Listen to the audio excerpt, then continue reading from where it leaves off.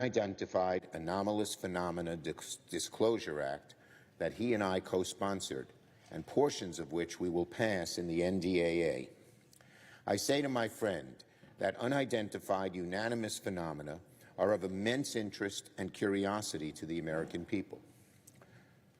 But with that curiosity comes the risk for confusion, disinformation, and mistrust, especially if the government isn't prepared to be transparent. The United States government has gathered a great deal of information about UAPs over many decades, but has refused to share it with the American people. That is wrong, and additionally, it breeds mistrust.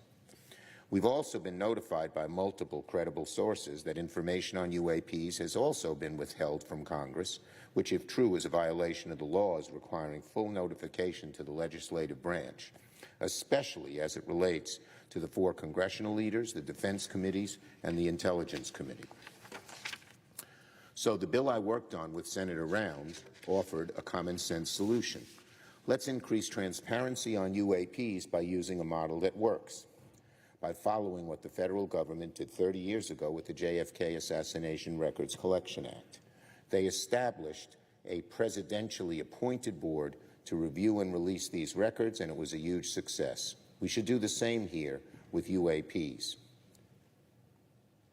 Senator from South Dakota, I yield. Thank you, and I thank my colleague, the Democrat leader, for the opportunity to speak to this particular issue today. This is an issue that I think has caught the attention of the American people, and most certainly the lack of transparency on the matter, which is of real interest to a lot of the folks that have watched from the outside. Well, it brings together, I think, a notable parallel in the withholding of information about items that are in the government's possession regarding, in this particular case, the assassination of President John F. Kennedy.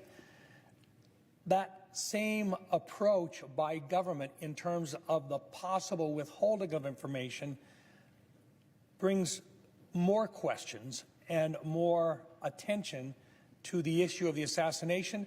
We wanted to take that same approach with regard to how we could dispel myths, misinformation about UAPs, about unidentified flying objects, unidentified objects that simply have come to the attention of the American people. Congress did pass legislation 30 years ago requiring the review and release of all records relating to that historic tragedy, the assassination of John Kennedy, which has led to the release of a great deal of information. The UAP Disclosure Act was closely modeled on the JFK Records Act.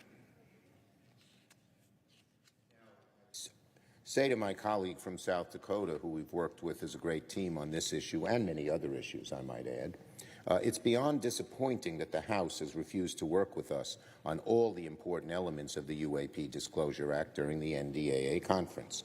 But nevertheless, we did make important progress. For the first time, the National Archives will gather records from across the federal government on UAPs and have a legal mandate to release those records to the public if appropriate.